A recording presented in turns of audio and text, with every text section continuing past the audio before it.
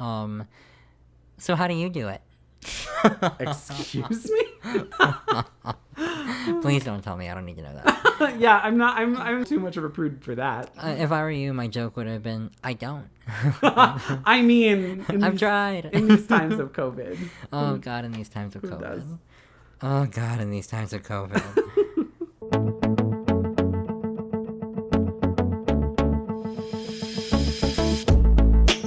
Hey, y'all, I'm AJ Reyes. And I'm Timothy Dailey-Valdes. This is Can I Bother You? If you have been vibing with us, if you're digging what we're doing, we would love it if you could maybe throw us a rating or a review on your podcatcher of choice. And if you could subscribe to Can I Bother You, that would make our day. So AJ, how are you? What's on your mind? I'm fine. Thank you for asking. I just thought it's funny because, like, we've been talking most of the day. So to ask, how are you? It's like, I'm fine. The same I was fine when you asked me earlier. Anyway, so the real reason I brought us here today is because I was thinking about sex education in schools, and it didn't come up out of nowhere. I wasn't, like, just, eating chocolate chip cookies and crying you never been kissed and thinking, hey, how come no one taught me about this stuff in school? No, I saw it, like, on the internet or something. But, like, I was just thinking about how sex education in schools is a serious problem because too many schools are just like, hey, how about you just be abstinent? And it's like, okay, granted, that's not the worst suggestion. It's also not the most realistic one. And also, it's ridiculous to just assume that that's going to be good enough. Maybe you should just teach us how things worked. And then... So, like, I learned how heterosexual sex worked pretty fast, but gay sex, it took a little longer to figure out how that worked because no one taught me how that worked. And honestly, even heterosexual sex, they didn't really, flat out explain it to you in high school. You still kind of had to put it together. But I'm just like, what are you afraid of? It's not like in order to teach us about sex or how it's actually done or like what it means to our bodies or what it could mean to our emotions or our minds. Not that you're teaching any of us that anyway. But it's not like in order to teach us that, you'd have to set aside time from, everything else that you're teaching us. Because, I mean, you didn't teach me how to do my taxes. You didn't teach me how to balance a checkbook. You didn't teach me how to cook. Like, you taught me history, and that was very important, but it also doesn't help me get money back at the end of the year, so... But it helps you understand who the people on those dollar bills are. There are people on the dollar bills? Anyway, Timothy, what are your thoughts? I wholeheartedly agree with you that the sex education curriculum, particularly in our state... We're in Texas. Yeah, we are in Texas, which is heavily an abstinence-only education state. Yeah, there's a lot that we weren't taught or were insufficiently taught, or that was like breezed over as like, oh yeah, there are all these different forms of birth control, but like you shouldn't use them because they're like really ineffective, and the only 100% effective form of birth control is abstinence. Yeah, so I am with you in that boat of frustration and and having to learn a lot of things on the streets. How come Texas, when it comes to sex ed, is like abstinence, but when it comes to COVID, they're like, no, you need to go back to work because we can't pay you. Where's the abstinence for COVID? Why don't they teach that in school since they're trying to shove children back into it anyway? One thing at a time. First, let's fix sex education. What's like a misconception about sex that you had? Oh boy. I had a number of them. First of all, particularly, although I came to the understanding that I was queer quite late in life compared to many of my queer peers, but Hashtag queer peers. Just because it rhymes. I like it. Anyhow, that's maybe a story for another time. But yeah, I definitely didn't know really anything about same-sex relations until way after I was out of the public school system. Well, maybe, I guess way after is too big an exaggeration, but after. I think the most we learned about same-sex relations was there are some people who prefer to have romantic and sexual partners of the same gender as themselves. Oh, we also weren't taught really anything about the difference between gender and sex. That's a whole nother thing. If you are wondering about the difference between gender and sex, the difference is that you should mind your own goddamn business. But also, sex typically refers to anatomy, keeping in mind that there is intersex, but you can Google that if you want to know more about it. And then gender is how you identify. And if that doesn't make sense to you, just fucking Google it, man. Yeah, there's so many resources out there, and we'll put some in the show notes. But yeah, I feel like the school system did us and our generation and generations before and current generations a real disservice in a lot of ways. You asked about a specific misconception I had. I was a young teenager before I understood that. Oh, maybe we should have put a disclaimer at the beginning of this episode. There's going to be frank discussion of intercourse and sexuality and contraception and that sort of thing. So not that our podcast is really for children in general, but like, you know, just keep that in mind if you have younger, more impressionable listeners that you want to talk about this stuff to yourself or whatever, but do talk to them about it. That's very important. Please. Anyway, as I was saying, I thought, and it's not as if this was explicitly said to me, but I think that the way that heterosexual that's when two straight people have sex on a sectional couch. Anyway, heterosexual I guess for lack of a better word, missionary sex. I thought that ejaculation was impossible outside of the context of heterosexual penis vagina sex. So you thought like a man couldn't ejaculate if he was masturbating? Yeah, I knew that masturbation existed because that was something that they had very briefly and vaguely mentioned. The only thing I remember them saying about that is masturbation is like touching yourself to feel good. And they said some people do it, some people don't, and that's okay. Which, to be fair, is pretty progressive yeah. for them. But so I thought it was just touching yourself, and eventually you just got tired of it and you stopped. I can't remember when I learned about masturbation. Like, honestly, I know I brought this topic up, but I'm also realizing that I have the vaguest of memories about it, really. But, like, I remember the first time... So, wait, like, when did you think that? How old were you? Okay, so I thought that until... I cannot remember the exact conversation, but one of my friends... Well, it was a group of friends, actually, I think. Anyway, someone made a joke about masturbation or something and about... semen or something. And I said, I mean, you can't ejaculate if you're just touching yourself. Like, you have to be having sex. And my friend was like, no, that's not... Have you never done it? And I was like, no, because if you listen to our episode, most recent episode, or previous episode, I mentioned that I was quite a bit more religious when I was a child.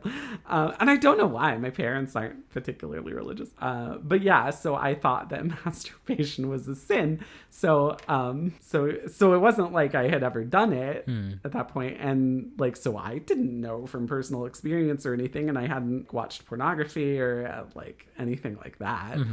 So I didn't know. And he thought it was just the most ridiculous thing. And I mean, to be fair, it is kind of wild. I mean, like, I'm like rolling my eyes, nodding my head. But to be fair, Timothy was a child. He only knew what he was taught. That's the problem. They're not teaching us. Yeah. Did you have any particular unusual misconceptions about?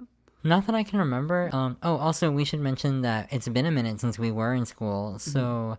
They might be teaching it differently, but again, we're in Texas, so I honestly doubt it's that different. But the very first time I can remember hearing the word sex, I was either in pre-K or kindergarten, and one of my classmates was talking about Barney and Baby Bop. Oh, dear. I know, and especially because now as an adult, I'm like, wait, Barney was like a grown-up, Baby Bop was a child. Yeah. But, I mean... Again, it was my peers, so they were also like 4 or 5 years old. So, but I am concerned with like what got them thinking about that. So I could be wrong, but I think canonically they might be brother and sister. I was super into Barney, and I don't remember that. Okay. Because Baby Bop's brother is BJ. That's what I'm thinking of. Yeah. I guess. So, like, maybe do some research, Tim. Well, I watched Barney as a kid, too, but I guess I've forgotten everything I knew about it. Some of us are just, like, real fans. But anyway. I love you, but you don't love me. Factual. That's not true, y'all. I loved him. It's fine. Without him, I couldn't afford to live in this apartment. So, Again, I know we've gone over this in a previous episode, but in case this is your first episode, AJ and I love each other, but we don't love each other. We are both platonic friends, and we are both very single, y'all. Yeah, so to all the gay men out there who think they might want to get up on this, pay very close attention to my previous thoughts on sex. This is definitely the episode where we want to advertise that we're single, Timothy. Hey, but we're showing that we're sex literate now. Yeah, that's true. I am good at the things that are sex. Anyway, that's definitely going into my trailer. um, Anyway, so that's the first time I remember hearing the word sex anyway. I don't really remember when I had a clear understanding of what sex was, at least between two heterosexual people. Not that I remember it between two homosexual people. And like lesbian sex, I still don't actually know. And like it's occurred to me, the reason I even started thinking about sex ed in the first place is because I saw another podcast on YouTube and they were talking about it, and someone in that episode mentioned something about, because it was a group of women talking, and one of them mentioned something about female anatomy, and I was like, oh, I didn't know that. I can't remember what it was now. Oh, yeah, I'm really curious. Yeah, right? I'll try to remember. I don't remember a whole lot these days, so we'll see. But anyway, I realized, so yeah, in addition to sex ed, I also wanted to talk about just like biological education anyway. Because while I am not a woman or have female anatomy, I would like to understand it better. Sure. And like, I was super surprised because I am of an age that I thought I would know most things, at least most general things about the human body, but this was something that I was like, oh, I can't believe I didn't know that. God, I wish I could remember what it was. I'm really curious. Yeah, sorry about it, y'all. I'll have to pull my shit together. Anyway, she said something, and I was like, that's true? Oh, man. And that's why I was like, I want to talk to Tim about sex ed, because I can't believe I didn't fucking know that. Anyway, so I think the first time that I had, I guess it wasn't a real sex ed class, because like we were in 5th grade, and I doubt they would have started teaching us about sex in 5th grade. But like I remember it was some sort of class, and I remember specifically they separated the boys from the girls, and we got to learn what was going to happen to our bodies. Oh, you know, sure. Yeah. I do think I remember learning that was when my voice would change. Not that it changed much. Same. I remember that's when I first started learning about the male body, and I never stopped learning. God. Still single. It's only been like 3 minutes, but I just want to remind you, still single. And I have a lot of knowledge to share. That was something. Anyway, but I can't remember too clearly when I like really started to learn about like penetration. I do remember at one point my understanding of, oh, this is also for another episode, like when I learned I was gay and just like that whole process. That's a whole nother topic, so we'll talk about that at some point in the future if you guys are even interested. Even if you're not interested, we're going to talk about it probably. But anyway, so when I was younger than like high school, definitely, I don't know if it was elementary school or middle school, but somewhere in that general area, I thought that like sex between two men was just like putting your penises together. I have a very Like- distinct memory of thinking the same thing. Yeah, because I mean, like, I didn't know what else it would be, really. And to be fair, some men are into that. Sure. But like, that's not typically what gay sex entails. Or at least it's not the only thing. And so, like, I don't remember how old I was when I learned more about that. Yeah. But I'm still almost positive I didn't learn it as early as I would have liked. Like, even if I wasn't sexually active, I feel like I still had a right to learn what I was interested in, you know? For sure. Yeah. And they definitely don't do a good job of giving LGBTQIA plus children a like tool set to Yeah. like figure that out. Like even just saying like, here are some identities that exist. Here are some people who like live and love and laugh this way. I realized how so corny I started sounding. But like, I mean, here are just some of the ways of being and living that are open to you, right? Yeah. That's almost not even presented as an option. Exactly. It's because they think that if they teach children about sex or about like identities and that there's more than just two genders or that there's more than just one way to live, it's like they're worried if they teach children that's encouraging them to do it. Right. And it's like, like, that's not how it works. That's just not how it works. It's not. I mean, I do not have any memory, really, of gay sex being mentioned at all, and I am so gay, y'all. Like, I've never even fantasized about being with a woman. Like, I've never even, like, tried to imagine it, because I'm just not at all interested in it. It's not even that I'm repulsed by it or anything. It doesn't excite me. The idea just does nothing for me. And it's, like, all I was taught. So, I mean, like, clearly, children can be... And also, like, I mean, do you know how many episodes of How to Get Away with Murder I've seen? I know how to murder people. I'm still not particularly interested in committing it yet. So, like... I mean, give me time. I definitely thought that was going to be a joke about what that show taught you about sex, because that show is steamy. Oh man, yeah.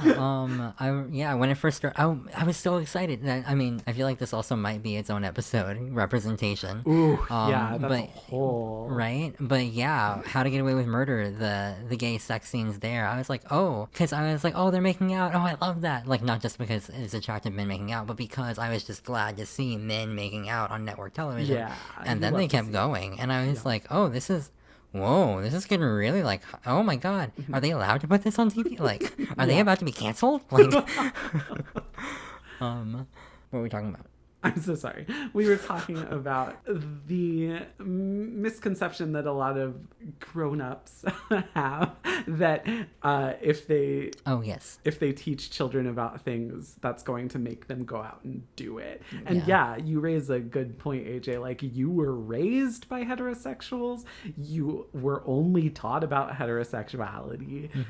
And, like, you're legitimately one of the gayest people I know. Thank you. I'm a firm Kinsey 6. On the Kinsey, there's a thing called the Kinsey scale, and if you're a 0, you're straight, and if you're a 6, you're gay. And you can fall anywhere on the scale, and I'm very much a 6. No doubt. Sometimes, and Timothy knows, and not even sometimes, it's almost like on a regular basis, I'll just, like, Timothy will be there minding his own business for once, and then out of nowhere, I'm like, I'm really gay. Like, just because I'll just, like, see an attractive man while I'm scrolling through Instagram or something, and I'll just be like, oh, that's right, I like men. Like, it's like a realization that just attacks me. Oh, but that was a compliment, AJ, the fact that you're one of the gayest people I know. Well, even though you're much younger than me, you were like a gay icon to me. You were like a mentor, because you've been out and open since long before I knew you. Again, that's a topic for another episode. For sure. Yeah. I'm just saying. Yeah. I can't think of, other than the penis on penis action, I can't think of any other, like, and also that's not actually a misconception, because again, some guys are into that. Sure. But, like, other than that, I can't think of any flat out misconceptions that I had about sex, because I mostly only remember not really knowing anything at all. And also, even in addition to just, like, the physical act of sex or of lovemaking, in addition to, like, being taught that, which would have been very helpful, I have no memory of them talking about being emotionally ready. Oh, sure. No. I remember repeatedly being told, like, you're too young for sex, you're not ready for sex, but no one ever talked about what it meant to be ready for sex. Yeah. I remember there's an episode of Glee, I think it's when Kurt came out to his dad, and his dad gave him this, like, wonderful speech about having sex for the first time. It couldn't have been in the same episode, but at this point, Kurt has already come out to his dad. And Mike O'Malley, who, man, I love that guy, but, like, his character gives such a great speech about what it means to have sex with someone for the first time, especially. I sobbed. No one ever talked to me about sex like that. And at that point, I think when I saw that episode, I was like, it might have been the first time I turned 22. I might have been like 21 or something. But I remember I sobbed because I was like, no one ever taught me that, and I really wish someone had. Like, I really wish I'd heard that before I'd become sexually active. Yeah. I think that that's something they should also discuss in schools.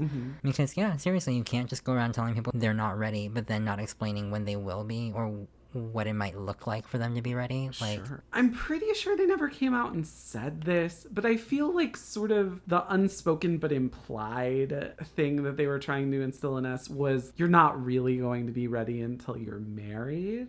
Or until you're in, like, a really committed relationship. But they never talked about, like, the emotional component, really. Yeah. At all. I do remember having to see that dang STD slideshow 2 times Oh, God. It was the same slideshow both times. Yeah, I think I remember that. Once in 7th grade and once, I think, in 9th grade. Do you remember the sex ed teacher we had? Yeah, I was going to say, you're talking about the blonde woman? Yeah, I don't remember her name. Same. I've been trying to remember this whole time because I wanted to shout her out because she was cool. I liked her. She was cool. She had a very frank way of talking, which is good. Yeah, that's what I liked about her. And she's the only person that I think came close to talking about gay sex. Like, she never actually spoke about it, but she had sort of like a hippie vibe to her. Definitely. And so, like, things that she said made it clear she was open to that discussion. And I think honestly, I hadn't thought about it until this moment now that I'm speaking about it, but I wonder if that was her way of, like, trying to let her students know, like, if you want to come talk to me about this, I can. I didn't pick up on that then, but I wonder if that's what she was going for. I'm going to choose to think it was. I bet it was. But I think one of the, she, Did she scar you? a little. Yeah, that slideshow was a lot, man. Oh, but I had already seen it before by the time I got there. But,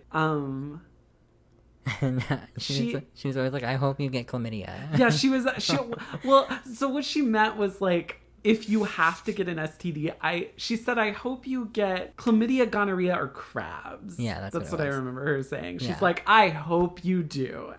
We're all kind of like, okay. But she told this story. This might even be too blue for this episode, but she used to teach at a small podunk town high school. And, like, some of her students came to the nurse's office. I don't guess she was a nurse, but I kind of think she used to be. oh, maybe she did.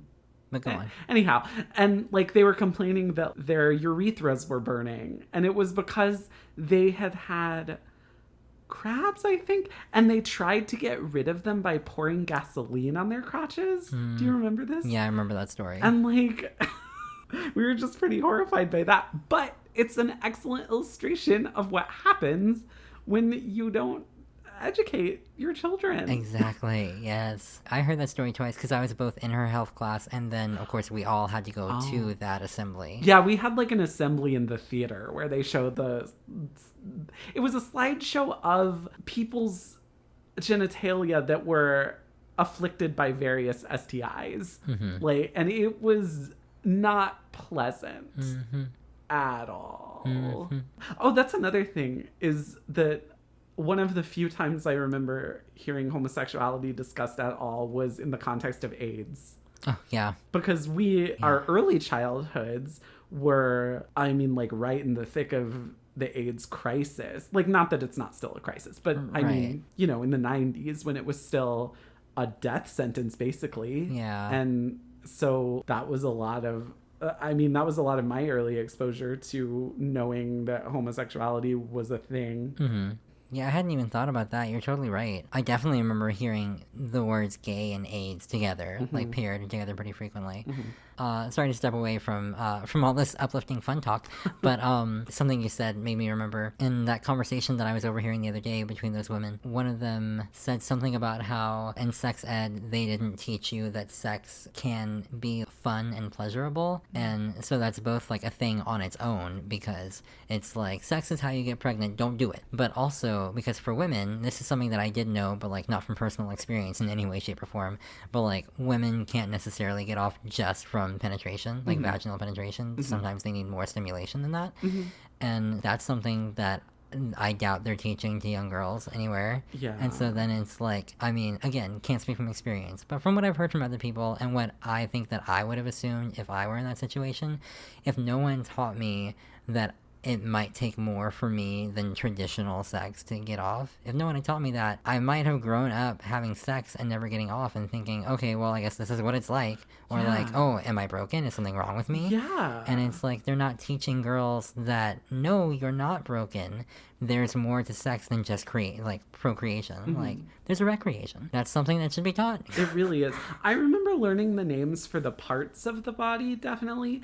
But, like, I remember having to be told by a friend, like, what the deal with the clitoris was. Like, I didn't understand what its function really was. And until it was, like, explained for me. And that didn't happen in sex ed at all. It's just like, oh, this is this and this is that. And like, well, what does it do? Oh, we'll get to that later. Like, you know, Yeah. this goes in that. Like, Right. that's all you really need to know. Don't get pregnant. Tab Don't A get someone into else slot pregnant. B. Oh my God. Yeah. After you've been married. And I remember, like, okay, so in my elementary school experience, the first time we ever had like any sort of curricular sex ed, like the first time we ever talked about it in class was about sexual harassment and like about like child predators. And so like I think that it's really important and really good to teach children that. Like, no question about that. Right. But I do think, like, and I don't have any solution to this at all, but I wonder what effect it has that the first thing that ever gets called sex ed, I guess, in the national conversation is like something about the dangers. Right. Like, and that's the vast majority of what sex ed seems to be. Yeah, yeah. Right. And I'm definitely not suggesting like, you know, talking about how great sex is to small children. Like, Right. they're way too young to understand any of that. I'm not advocating that, but I don't know. Yeah, I mean, if the first things you're learning are all these negative things, exactly. And then again, they don't really teach you the positive things ever. You just kind of have to learn that on your own, if you're lucky. That's a really good point. And so it's like, here's all the terrible things. Like, molestation is bad. People might force themselves on you. AIDS is bad. It might kill you. Getting pregnant is bad. You're too young to have children. Like, and so it's just like, again, look at all the bad things that happen when you have sex when you're not ready.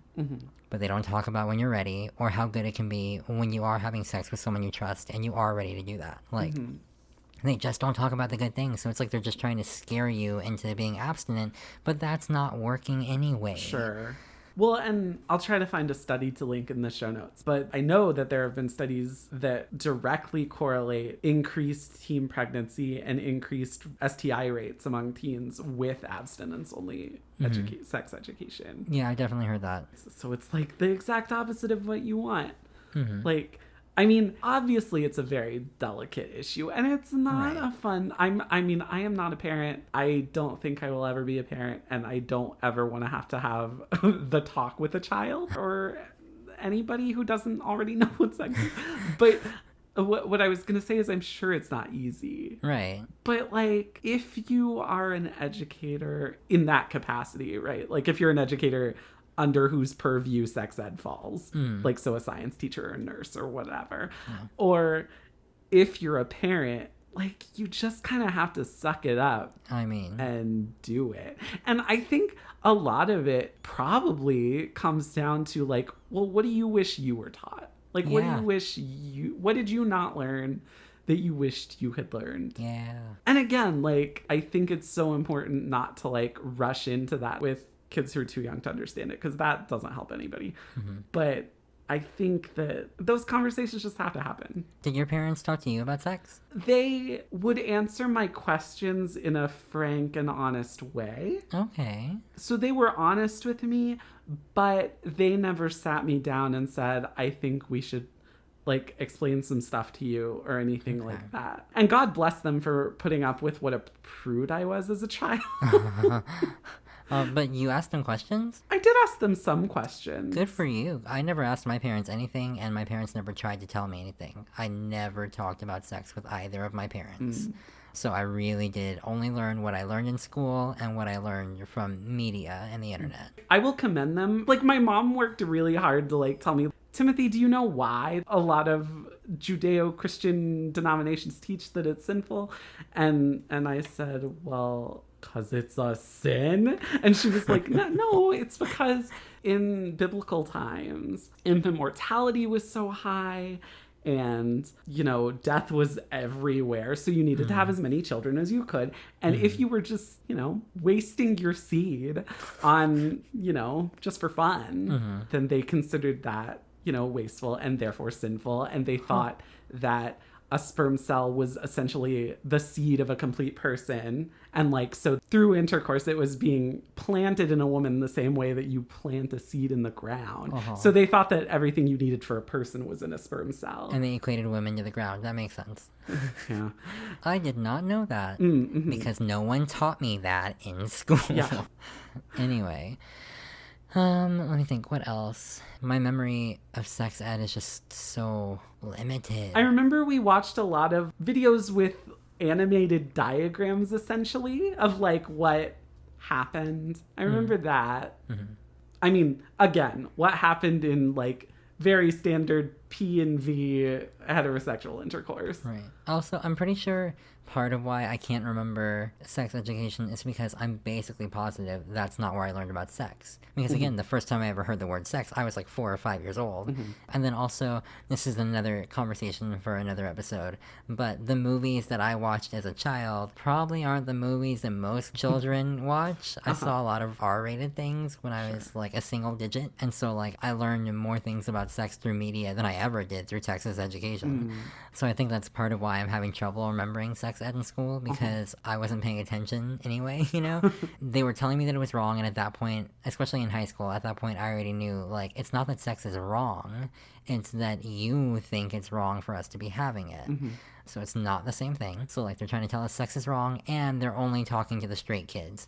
And I knew sex wasn't wrong, and I was not a straight kid, so I just didn't pay a whole lot of attention. When they talked about STDs, that I listened to, because I was like, that could actually affect me. But, like, I mean, if God's gonna strike me down for having sex, that's a fine way to go. Just to clarify, AJ, or not to clarify with you, but to clarify to the listener, AJ doesn't mean like an untreated STD is the way to go. Like, see a doctor if you have an STI. I guess I'm gonna have to re-listen to this, but I don't think that that was in any way implied. I don't think you implied it. I think that it could be. You're just doing that Timothy thing where you over-explain something? Timothy does this thing where I think we mentioned it in another episode. He'll, even if it's just me and him, if he says something that he thinks might have been misread, if he's like, okay, AJ, I did not just insult gay people. I'm like, I didn't. Like, just to be clear, I think that everyone is valid. And I'm like, Timothy, it's just you and me, and neither of us thought that you thought anyone was invalid. Who Also, are you trying to clarify for? I mean, we're both in the community. Like, well, that's why I used that as an example, because I didn't want to pick something else. I see. I don't want to tell them about that time that you said that women. If we're going to talk about who makes the completely, like, over-the-top farcical, not at all serious, misogynistic jokes in this friendship. It's definitely me, and I have no problem with that. I remember, okay, so once I knew that sex was a thing, before I ever had like a real sex ed class, but I knew that sex was what people had to do to make a baby, I thought, I didn't understand that accidental pregnancy was a thing. I thought two people had to decide that they wanted a baby. And in addition to that, what I thought sex was I essentially thought it was naked hugging and kissing. And then once I learned what the parts were, I kind of made an educated guess as to what sex was. And, you know, I was more or less right. More or less. I mean, yeah. Not about I didn't know anything about the specifics, but like the very general mechanics. General mechanics. Okay, so thinking about it now, I don't have a clear memory of it, but I'm taking the words that you just used, educated guess. I'm thinking the way that I learned about anal sex is probably from some joke some jackasses made in third or fourth grade. When I moved to a new school from like third grade especially though, I got picked on a lot by some of the other guys in class, and I remember them calling me gay was like one of their things. So that must be when I learned what the word gay meant. But so I'm almost positive they must have made a joke, and that must be when I learned what gay sex was. So I was like, okay, first of all, you're being really rude, but also thank you for the tip. Like, thank you for the information. It's more than I'll ever learn through the school system. I remember how being bullied taught me to have sex. My next YouTube video. Oh dear. My next vlog. Yeah, I definitely got bullied for being perceived as gay as a kid a lot. And I remember it started before the other kids even really knew what gay meant. They just knew that like gay people in their minds were effeminate, and I was effeminate, so I had to be gay. And I mean, you know, kudos to them for basically being right. But like, I remember being in elementary school and someone said, you know, Timothy, you're so gay, you probably have sex with donkeys. And I was like, what? The sex ed system is failing us. This was like maybe second grade. So I don't think we had any sex so like ed it was of just any dumb. kind. Okay. But Anyway, I don't know. Kids are trash. Kids are a whole thing. All people are trash. I don't know how I haven't said that in every episode so far. I think this is only the second time it's come up. Anyway. What else do we hate about Texas education? Oh, I think that's a different episode. Real. If we're talking about education in general. Real. But I'm trying to think, like, sex ed, misconceptions. I didn't think about how that's kind of a pun. Contraception. Oh, sure. We haven't specifically talked about that yet because, I mean, they don't talk about it. Mm-hmm. But, I mean, it wouldn't kill them to let us know what the options are because I don't remember when I learned that. I'm pretty sure that I always thought it was just condoms and the pill. Oh, really? Yeah, I don't remember when I stopped thinking that, when I learned there were other options. Also, I mean, it's ridiculous that condoms are, like, essentially the only option for men, with the exception of, you know, vasectomy? Thank you. You guys can't see it, but I was just, like, making scissors. Yeah, it was... I was using my fingers as scissors in the air to get Timothy to get Timothy to say that word for me. But anyway, yeah, it's a whole other topic. That's also the hand gesture that AJ makes when he's looking for scissors. If he has misplaced a pair of scissors. It totally is, yeah. AJ fun fact. Yeah, I remember learning, like, what different forms of contraception were. Like, they gave us, like, a little chart. And it had, like, pictures of different kinds. But, like, I don't think they did a very good job of explaining how they worked. They just told us this is the percentage of effectiveness for each of these things. And they made sure to put abstinence at the very end of the chart at 100%. Right. Of course. But, you know, as religious as Texas lawmakers who pass laws regarding the sex ed curriculum are, you know, they never talk about how the Virgin Mary's abstinence didn't protect her. Right. Shit happens, y'all. Shit happens. Oh, yeah, earlier you talking about how you didn't realize that accidental pregnancy was a thing, but I'm living proof, baby. Accident. My mom calls me a surprise. That surprises her every day. But I mean, I am not full of shit, so I was an accident. I've always preferred the term surprise, but I mean, yeah, I don't know. Well, I'm like lots of, I mean, I thought you were going to say, I come from a long line of accidents.